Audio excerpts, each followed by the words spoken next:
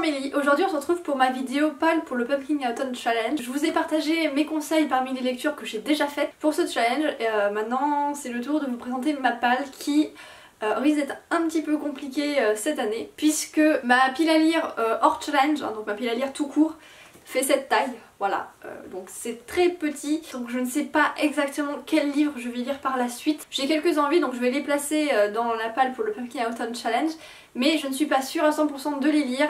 Je pense que mes lectures vont vraiment se faire au fil de mes envies, des lectures précédentes et du moment. On va commencer avec l'automne frissonnant et le sous-menu Le Cri de la Banshee. Donc là c'est le sous-menu qui va être le plus facile à valider pour moi, puisque il faut lire un thriller, un policier, voilà, ce genre de choses. Pour cette catégorie, je suis sûre de lire, après je ne suis pas sûre de terminer, donc peut-être que ce sera avec un autre roman que je validerai le sous-menu. Il s'agit du Le démon de l'île solitaire de Edogawa Ranpo. C'est un livre que j'ai trouvé à la médiathèque, il était mis en valeur, ça a l'air très très spécial, un thriller dans un univers, un contexte japonais très particulier. Voilà, donc c'est pour ça que je ne suis pas sûre de le finir. Si c'est trop spécial, peut-être que je vais pas adhérer. Mais voilà, ça va peut-être être une très belle découverte également. C'est pas uniquement un roman policier, c'est un roman fantastico-policier apparemment. Voilà, donc ça peut être pas mal. Apparemment il va y avoir des énigmes en chambre close, du suspense, de l'anticipation, une chasse au trésor et un romantisme échevelé. Tout ça dans un univers très mystérieux, baigné de sensualité perverse, donc je pense que ça peut être une découverte très particulière. Et dans le pire des cas, si je n'arrive pas à valider le sous-thème avec ce roman-là, il me reste toujours 2 policiers dans ma vraie pile à lire cette fois-ci. Il s'agit de La Guerre des Fleurs, donc c'est le 3e tome d'un roman qui se passe juste avant la Seconde Guerre mondiale, dont je vous ai déjà parlé. Et il y a également Un assassinat de qualité de Anne Granger, donc ça c'est le 3e tome de la saga Lizzie Martin. Une saga qui se passe dans le Londres du 19e siècle, que j'aime beaucoup, qui est assez drôle et assez fantasque. Et avec un peu de chance, peut-être que le premier tome de ce livre assez étrange qui s'appelle Le Livre de la Mort, écrit par Anonyme, sera disponible en médiathèque. Actuellement il n'y avait que les tomes suivants, ce qui est un peu inutile. Je l'avais déjà présenté pour le Pumpkin Autumn Challenge de l'année dernière, mais à l'époque je ne savais pas que c'était un 3e tome, donc voilà. Entre temps je l'ai enlevé de ma pile à lire puisque bon bah étant donné que c'est un 3e tome je ne peux pas le lire tant que j'ai pas lu les précédents. Donc avec un peu de chance puisque je lirai le premier, le 2e et que je lirai celui-ci. Pour ce qui est du sous-menu Le Fantôme de l'apéro et Le Fantôme de l'opéra, je n'ai aucun livre qui corresponde à ça. Peut-être qu'il y a un livre qui me fera envie, qui parlera de fantômes, de possession ou qui sera une comédie horrifique, mais je n'en suis pas convaincue. Ensuite il y a le sous-menu Vous prendrez bien un verre de True Blood. Je pense qu'il y a un livre que je viens de trouver à la médiathèque qui pourrait correspondre, mais je ne suis pas sûre à 100%, je pourrais le savoir qu'à la fin de ma lecture. Il s'agit du 3e tome de la saga Le Passage de Justin Cronin, La Cité des Miroirs. Ces 3 tomes sont des gros pavés, hein, donc là j'en ai pour un peu plus de 800 pages. Je pense qu'ils pourraient correspondre à cette catégorie, on verra bien. Ensuite on continue avec le menu Automne ensorcelant et le sous-menu Witch's Brew qui va être assez simple à valider pour moi également. Puisque je tiens absolument à finir la saga de l'épouvanteur, enfin à finir les tomes qui sont publiés en France, hein, parce qu'elle est très loin d'être finie je pense cette saga. Voilà, puisqu'il me faut lire les 3 derniers tomes, donc le tome 12, 13 et 14, donc le tome 12 Alice et l'épouvanteur, le tome 13 La revanche de l'épouvanteur et le tome 14 Thomas Vard l'épouvanteur. Je pense que La Cité des Miroirs, je pourrais peut-être la faire passer là-dedans aussi, mais pareil, c'est à vérifier. Et il y a un livre que je vais lire assurément, après à voir s'il y a réellement de la magie ou pas, c'est le 3e tome de Larry Spam, qui va bientôt sortir et que je vais m'empresser d'acheter. Pour ce qui est du sous-menu suivant, et bah, je n'ai rien et je ne suis pas sûre d'avoir quelque chose. Après peut-être qu'en jouant sur les mots je pourrais trouver des livres, puisqu'il s'agit de Cristaux, Tarot et Encens. Ça doit parler d'ésotérisme, de petits frissons, de mystère. Bon, un livre qui a du mystère, je pourrais en trouver assez facilement, hein. Les policiers, les thrillers, le mystère, il en manque pas, hein. Mais pour moi ça correspond pas tout à fait au sous-menu, à l'ambiance du sous-menu, donc je ne sais pas trop, on verra. Ensuite il y a le sous-menu Bas les pattes, donc là ça doit parler de sorcières, de femmes, de féminisme ou avoir un contexte historique. Bon bah là clairement avec Alice et l'épouvanteur, donc le tome 12 de la saga l'épouvanteur, on est en plein dedans. Après le problème c'est que ce tome là il peut passer dans tout plein de sous-menus, tout plein de menus, donc je ne sais pas encore dans lequel je vais le mettre. C'est à vérifier également puisque je ne suis pas sûre que un roman où ça parle pas de sorcières puisse passer dans ce sous-menu, mais La Guerre des Fleurs pourrait passer largement puisque ça parle clairement d'une femme, c'est clairement historique, donc pour moi ça colle parfaitement. Après, à savoir s'il faut qu'il y ait une sorcière ou pas, j'ai encore une autre lecture qui pourrait correspondre à ce sous-menu. Là, pour ce qui est de femmes et de historique, on est en plein dedans. Il s'agit du manga Bride Stories.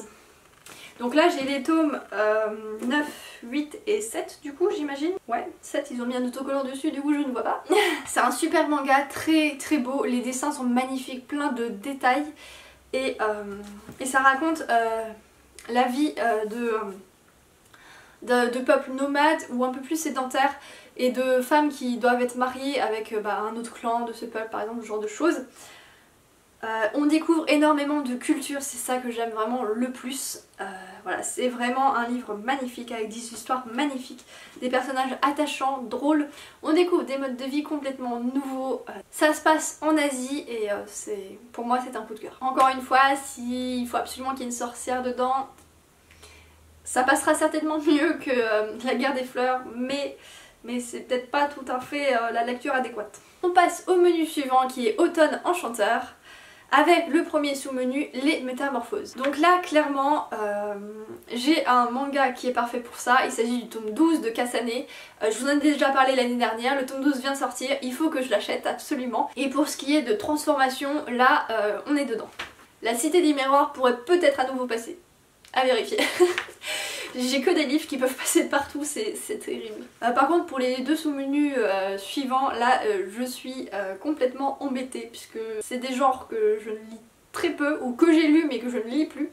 Voilà, donc il s'agit de Clochette, Grimoire et Chandelle qui doit parler de petits peuples et d'elfes. Alors j'ai lu des sagas elfiques et tout ça, j'en lis plus, ça ne m'intéresse plus trop.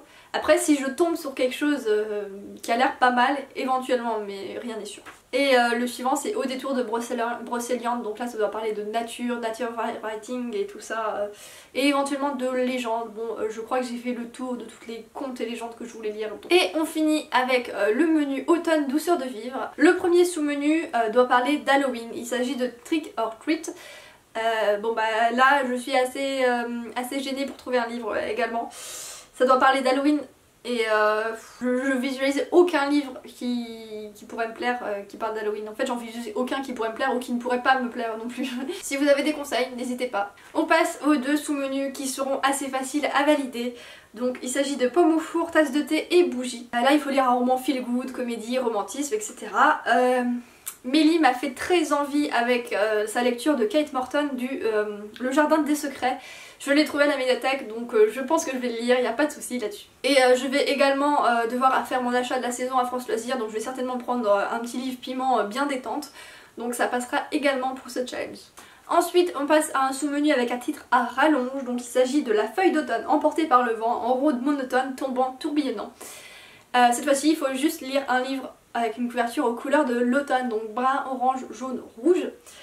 Ça va être assez facile puisque Alice et l'épouvantaire à nouveau ce livre est orange, mais orange bien flashy, donc là ça passe nickel. Je pense que je peux également faire passer cette BD, voilà, Goupil-ou-Face, qui a quand même une partie de sa couverture bien orange avec un petit renard, donc pour l'automne je pense que on est dans le thème. Il a l'air vraiment intéressant donc j'ai super hâte. En fait à part sa couverture il correspond pas du tout au challenge, donc heureusement qu'il y a cette partie couleur de l'automne. Donc voilà, j'ai fini de faire le petit tour de ma palle pour ce challenge. Elle va certainement énormément évoluer, donc on va se retrouver avec un bilan peut-être complètement différent, on verra. Contrairement à l'année dernière, il va être un peu plus compliqué pour moi de le réussir, puisque l'année dernière c'était presque trop facile, j'avais une palle, bon je vais pas dire énorme, parce que contrairement à la palle d'autres personnes dont on voit les vidéos, elle était assez petite, c'était plus entre 10 et 20 livres, un truc comme ça, un peu plus que 20 peut-être même. Et donc j'avais tout plein de livres à me débarrasser et voilà. Et en plus, il correspondait assez bien au challenge, que là, j'ai pas tellement envie de lectures qui peuvent correspondre à ce challenge et j'ai pas tellement de livres en tête. Et en plus, pour valider ce challenge, il faut valider un menu entier. Et dans chaque menu, il y a un ou deux sous-menus qui ne me correspondent pas du tout. Donc autant vous dire que je vais galérer énormément. Mais il y a une deuxième façon de valider ce challenge cette année. il faut débloquer des sortes de titres de réussite. Voilà. Et la première réussite pourrait être faisable pour moi puisqu'il faut lire un sous-menu par menu. Voilà. Donc ça fait 4 livres et dans chaque menu j'ai presque un sous-menu qui me correspond bien. Donc ça pourrait passer. Et cette réussite s'appelle une fin de loup-garou. Et peut-être qu'avec un peu de chance je pourrais valider la réussite suivante où il faut lire 2 sous-menus par menu. Mais là par contre il y a peut-être un menu qui risque de me poser problème. N'hésitez pas à me dire si vous participez à ce challenge ou pas, à me dire quelles sont vos sélections, à éventuellement m'aider pour les sous-menus qui me posent problème. J'espère que cette vidéo vous aura plu et je vous invite à me retrouver pour le bilan de ce challenge, donc d'ici fin novembre. En attendant, je vous souhaite de très bonnes lectures et pour celles et ceux qui participent à ce challenge, un très bon challenge.